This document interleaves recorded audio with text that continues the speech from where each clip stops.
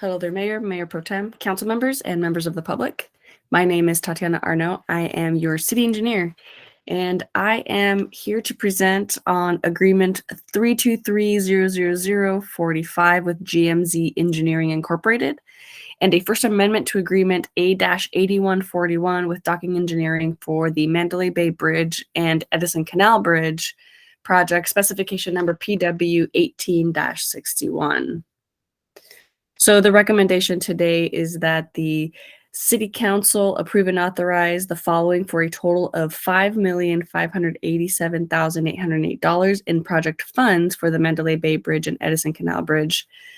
So first of that being to execute an agreement for construction with GMZ Engineering Incorporated in an amount not to exceed $4,407,468 for these projects. 2, a project contingency amount of $660,000 with GMZ Engineering Incorporated for a total not to exceed contract value of $5,067,468 for these projects. Number 3, execute a First Amendment to an agreement with Docking Engineering to increase the not to exceed amount from $201,914 to $293,494 for engineering services during construction. Number 4, authorize a project allocation amount of $428,760 for project management, construction management, and inspection for these projects. Number 5, authorize a budget appropriation of $940,936 from the Capital Outlay Fund 301 to fully fund the Mandalay Bay Bridge project. And finally, number 6, authorize the finance director or designee to recognize future grant funding of $4,496,886 and approve an administrative budget appropriation transfers of available balances between projects 133-113 and 133-114 for the use of these projects in the total not to exceed of $5,587,808. So that includes the combination of both the construction contract, the design engineering contract, as well as whatever is needed for construction management services, project management, and inspection. So as far as some background here, so both of these bridges are actually located very close to each other. They're approximately 900 feet apart along Channel Islands Boulevard near Victoria. And so Caltrans does operate a federally mandated bridge inspection program under Title 23 of the United States Code. So basically, they do these inspections, and as a result of these inspections, they tell us whether or not they're in need of refurbishment or any sort of repairs or any maintenance that needs to happen with bridges. And this is for all bridges across the entire city. So while the scope of work for the bridges are similar, they do actually inspect each bridge independently, and they also provide funding for each of these independently of each other. So Caltrans recognizes these as two separate projects. However, we have the same contractor doing the work on both of these bridges due to the proximity of them to each other for efficiencies there. And so just wanted to make that little clarification point there. And the scope of work for this contractor basically consists of furnishing all the labor and materials, equipment, and whatever is needed to complete the rehabilitation of these two bridges according to the Caltrans reports. And obviously subsequently the specific design plans that Docking Engineering put together for us for this project. So what specific work will be done is essentially repairing and replacing the concrete barrier and resurfacing the bridge decks. So we recently resurfaced Channel Islands Boulevard, but we did not touch the decks of these bridges. So now we're going to go ahead and complete that effort there by doing work on the decks. We'll also be repairing any sort of guardrails, replacing concrete barriers and sidewalk on the bridges, and we'll be putting new hand railing in, constructing some concrete approach slabs from the asphalt on Channel Islands Boulevard onto these bridges to make it a smooth transition there. Some of you that frequent these bridges might feel a little bit of a bump as you get onto it, so that should go away once we're done here. And then we'll also be restriping any pavement markings as necessary. In addition, the Edison Bridge, which is the larger of the two bridges, it includes the cleaning and painting of the columns that are located within the water channel. So in order to do that work, we will need some cofferdams around those columns. And basically there will be a barge in there, and that'll give the contractor the ability to basically gain access to these columns to maintain them.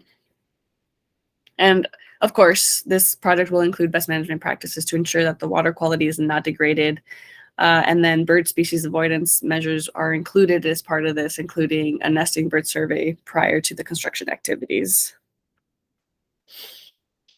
So here's some pictures of the Mandalay Bay Bridge. You see there's a lot of cracking going on the deck of this bridge. And so a lot of that will be repaired as a part of this project.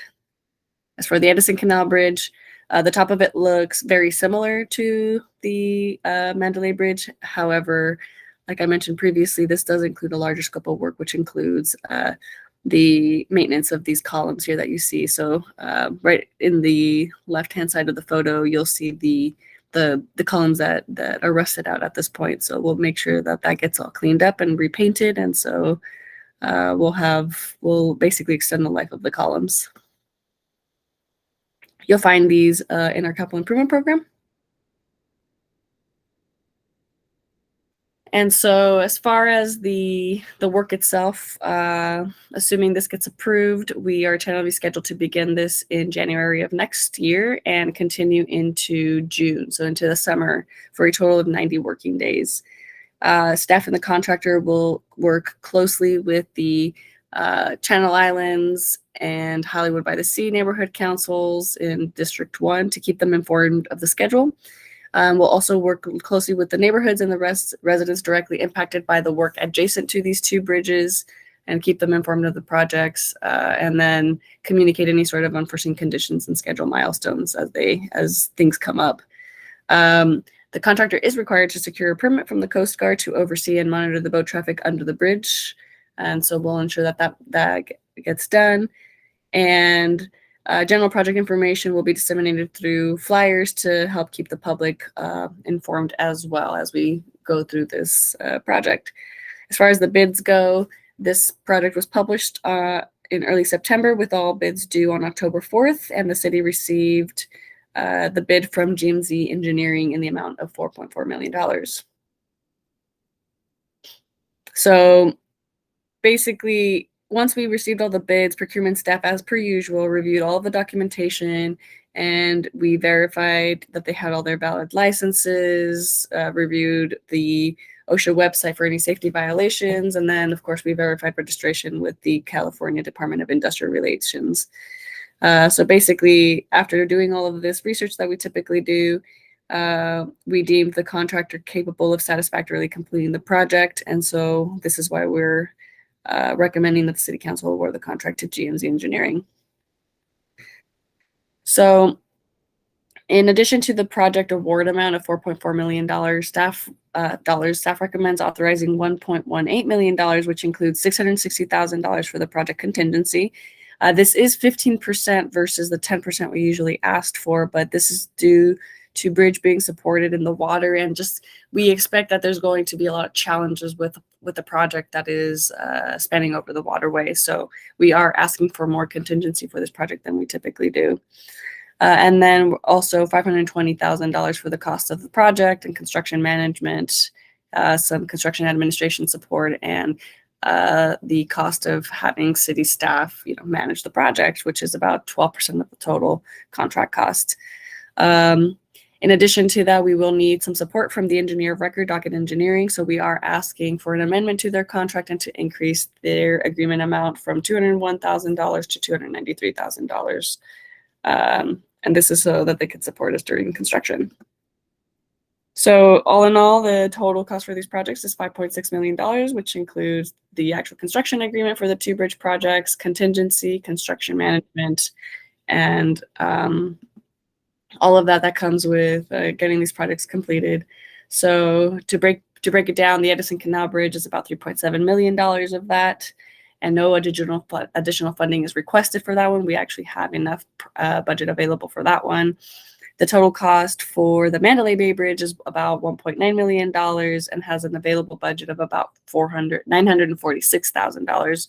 So we are asking for an additional appropriation of $940,000 from the Capital Outlay Fund 301 within the arterial street resurfacing project to fully fund that particular project, which would be dedicated to funding the portion of it that's repairing the bridge deck, or the part where the cars drive on top of it, right? So